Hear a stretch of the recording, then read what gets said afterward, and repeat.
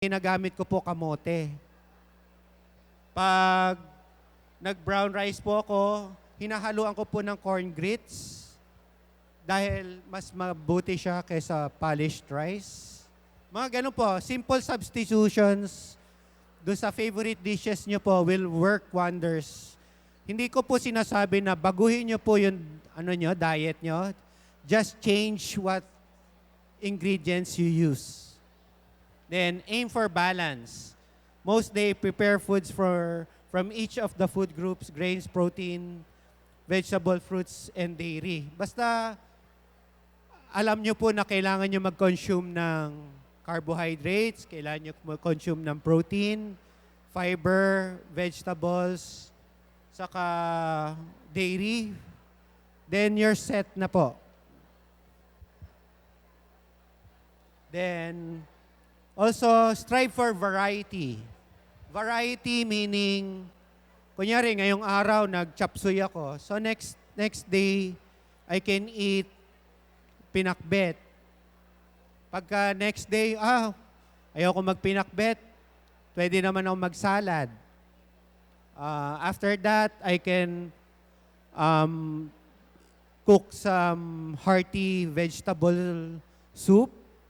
So, it's still all vegetables, pero iba't iba yung form niya, iba-iba yung cooking methods, and iba't iba rin po yung texture. So, hindi po tayo nagsasawa, or we can do this by planning ahead naman always. Tapos, we can always use leftovers.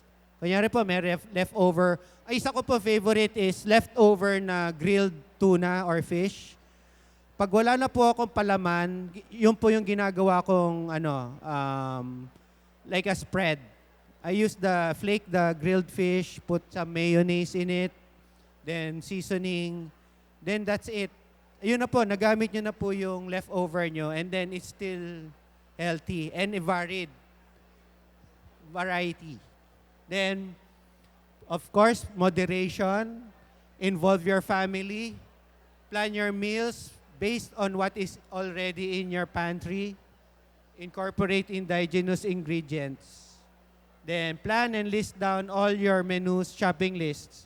This saves time, money, and be sure to stick on your list.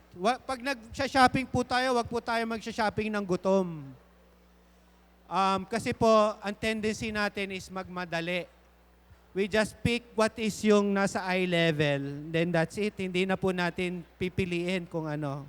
Kasi, lalo na po sa supermarkets, pag hinayos po yan, yung pinakamamahal na ingredients at gamit, nando sa eye level. So if we look further down, nandun po yung mga cheaper and better or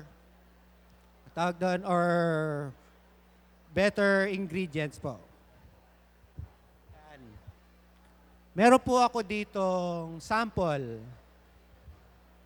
So, yung oatmeal po, di ba po oatmeal, mahilig tayo sa oatmeal with milk. Ang ginagawa ko po dyan, I buy soya milk. Yun po ang ilalagay ko sa oatmeal ko. Then, for protein, I put nuts. For my fruits, I put raisins. Then, for the next day, meron ako natural yogurt. Then I put shredded buko.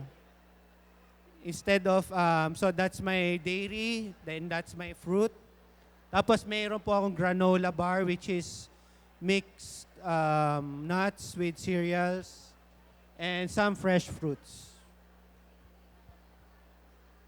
Makikita nyo po dito sa weekly menu na to, it's mostly vegan dishes.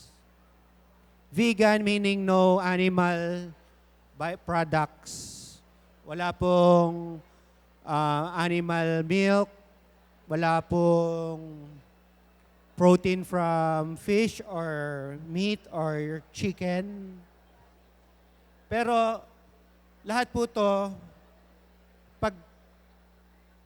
ito po ay sample ng variety. So, For lunch, we have avocado. This is sandwich. Then, kinabukasan po, meron akong tacos. Kinabukasan, I still have bread, but I have tofu. Tapos, meron pong vegan duck, gluten steak, um, potato leek soup, then kinabukasan po may stir-fried noodles. So, wala po siyang parehas for the week. So, that's your variety. Then, eto po, if you want yung mahilig po kayo sa karne or carnivore kayo, you can always have longganisa with roasted tomatoes, and bacon and eggs with fresh fruits. Tapos, meron po kayong tuna salad, sandwich, tuna salad with, irarap nyo po siya sa lettuce. So, that's a complete meal already. Pero kinabukasan, may pork kayo. So, hindi po natin nililimit kung ano yung pwede natin kainin. It's just that we need to eat variety and moderation. Ano pa ba? Ito po sa snacks. Pwede po kayo mag-chicharon. Pero kinabukasan, ang kakainin nyo yung vegetable sticks naman. So, hindi po tayo pwedeng ayawan yung mga favorites natin. But we just need to keep in mind na pag sobrang kinain natin na matataba, and it leads to problems po. Yan. Then, this is one recipe po that features indigenous vegetables. Yung banana blossom po, ginawa ko po siyang burger patty. Sinubukan ko po ito sa mga school kids. Pinilagay ko po siya sa pandesal. Kinain po nila, akala po nila talaga burger. Kasi yung po yung sanay sila sa burger. So, nadaya ko sila. But then, kailangan po, yung food natin ay bibigay sa kanila, malasa rin.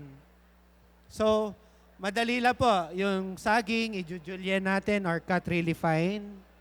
May carrot siya, may onion, may itlog, may flour, breadcrumbs, tokwa, then sausawan. Pag pinagsama-sama nyo po yun, mapapansin nyo po, yung tokwa, that's your protein. Tapos you have your vegetables already. Then, meron rin pong breadcrumbs and all-purpose flour, which is your carbohydrates na po. So, it's a complete dish na po by itself. Then, note po, 120 grams per piece, 2 pieces per people po, per tao, ang serving size niya. So, even though it's healthy or we need to be still eat in moderation. Kasi po, kain tayo ng kain, but then, pag nag-calorie count na natin, nabilang na natin yung kung ilang calories na sumobra na pala tayo. So, it's not that eating healthy is you can eat more, but it's just balancing po. Then, next. Then, this is one of my newest favorite dessert. It's banana ice cream sundae with chocolate sauce. So, ang pinaka-main ingredient lang po dito is the ripe bananas. You just need to slice it, then put it in the freezer overnight. Then, lagyan nyo just put the bananas in high-speed blender hanggang maging texture niya po is soft-serve ice cream. You don't need to add any more sweetener. any more flavoring. Just the bananas itself is very tasty po. Then, you can make the chocolate sauce also. I use coconut oil because it's one of the healthiest oil. And by default, coconut is organic po.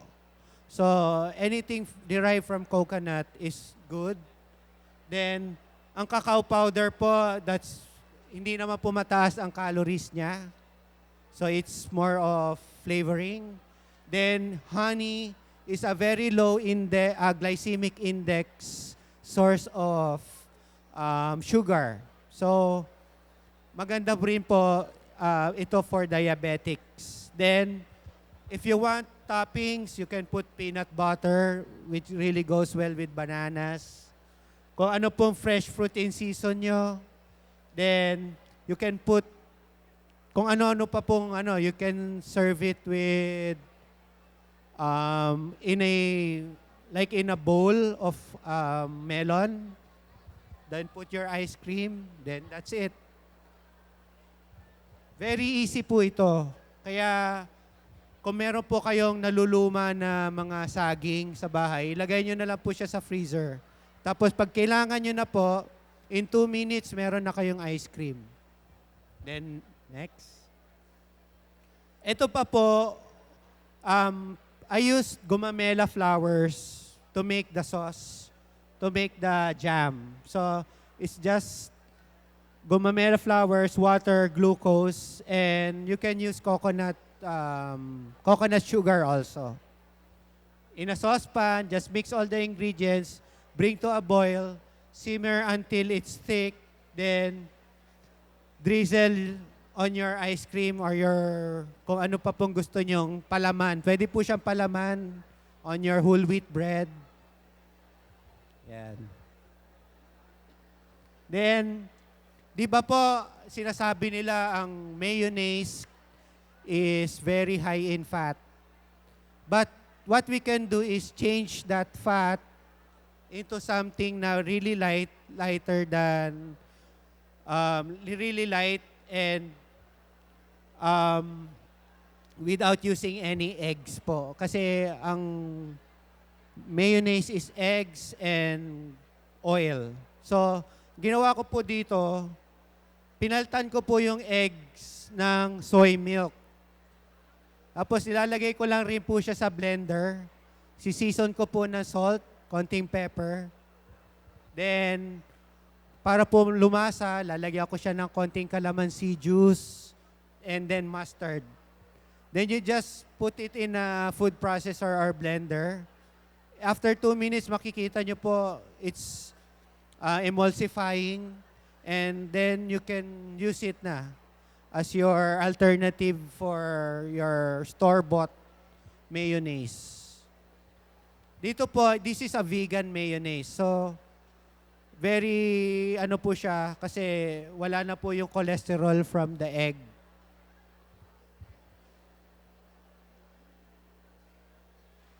Then, that's it.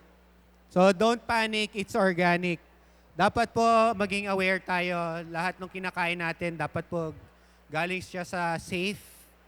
Kasi po, pag hindi safe yung food natin, hindi po tayo magiging healthy. So, let's help the organic movement and let's, tangkilikin po natin ang mga organikong gulay at produkto. Yeah, thank you po. May questions po kayo? Any questions? Yes.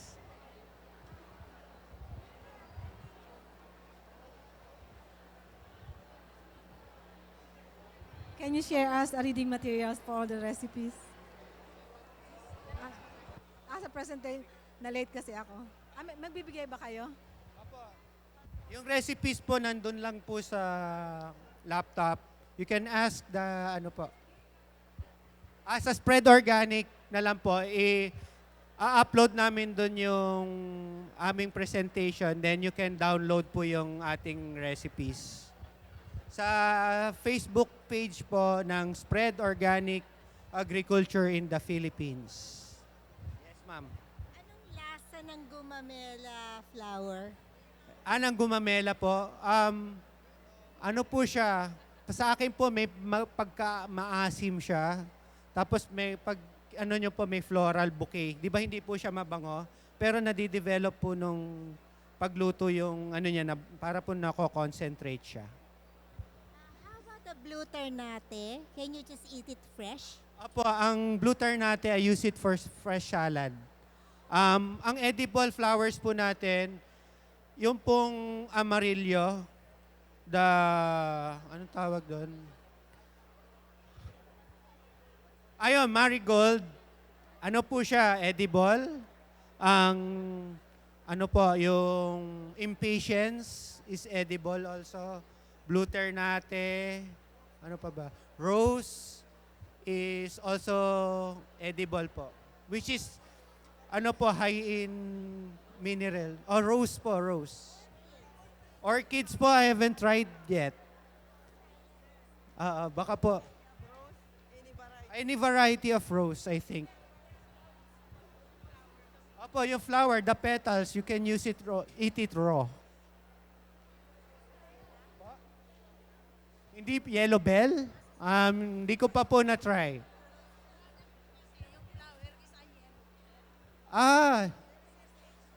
Saan? Ay, ano lang po yun. Sorry, ma'am.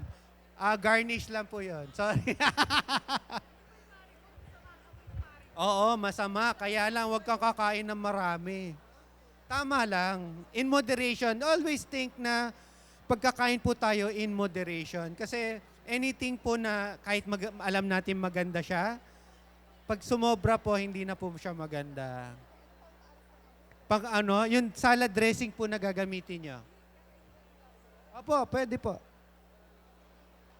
Meron po akong alam na dish. Yung ampalaya po, they stuff the marigold inside. Then they steam it. Tapos meron po sila nilalagay na ginger oil. Ayun lang po, very simple na ano. Ampalaya na yung fruit. Opo, di ba po, ano siya, pahaba po. Pag tinanggal po natin yung loob niya, it's hollow. So pwede natin po i-stuff yung mga bulaklak ng amarillo. Chrysanthemum also is edible. Opo, hilayin po, tapos they steam it. Yes. Or put it in a salad. Medyo, may amoy po, depende po kasi yung mga tao hindi sanay. Oh. Kung ayaw nyo po, hindi naman po ano. It's better to use chrysanthemum if you want. Pwede po, marigold. Ayun lang, kailangan. Sabi po dito yung chrysanthemum baka may insecticide. Pag kayo po nagtanim ng chrysanthemum nyo, siguradong wala po yun. Mela na lang. Impatience. Rose. Ano pa ba yung sinabi natin kanina? Impatience, ang tawag ng iba, busy lily. Marami po siya sa Baguio, yung mga malalamig pong lugar. Isa succulent. Tapos, tuloy-tuloy lang po yung bulaklak niya. Then, hindi po siya cactus. Oo. Opo. Ang maganda pong gamitin for jam is the double petal kasi marami po siyang yield. Kumbaga, pag single petal, you need a lot of it para makagawa ng jam. Pag double petal, konting bulaklak lang, marami na. Opo. Tapos the more matingkad po yung kulay ng jam natin. Ayun po, maganda po yun. Yes. Yung ano po, yung bukana na gumamela. Sir, sabi mo, edible yung marigold. Paano kakainin? Pwede po, yung ano nga po, yung konti-konti lang. Hindi naman siya yung as in gagulayin mo na lulutoy, gagataan mo, or hindi po ganon. It's just for variety. Kasi po source po siya, di ba po gustong-gusto siya ng bubuyog? Kaya po ganun pala, mataas siya sa vitamina at minerals. So it's one turn out that you make your plants your medicine, your food your medicine. Parang ganun po. So ang ine-emphasize ko po dito is the variety of food of what we can eat. Hindi po tayo limited dun sa mga kung ano lang yung nakikita natin. So indigenous vegetables po is very nandiyan na po sila matagal na panahon pa na, and pansinin nyo po, mahahaba po ang buhay ng mga tao dati. Ngayon po, umiiksi na po ang mga buhay ng tao dahil hindi na po sila yes, instant, di ba? Iwasan po natin yun. Hindi po naman yes. So, as ice cream, what variety of banana ang dapat gawin? Ang pinakamaganda po, yung matamis na saging for the banana ice cream. Saba can work, pero hindi po masyadong, raw po. Cavendish is good, lakatan. Kahit po yung senyorita, okay po yan. Even, kahit po yung saba, okay naman po yan. Basta hinog. Yes, sir.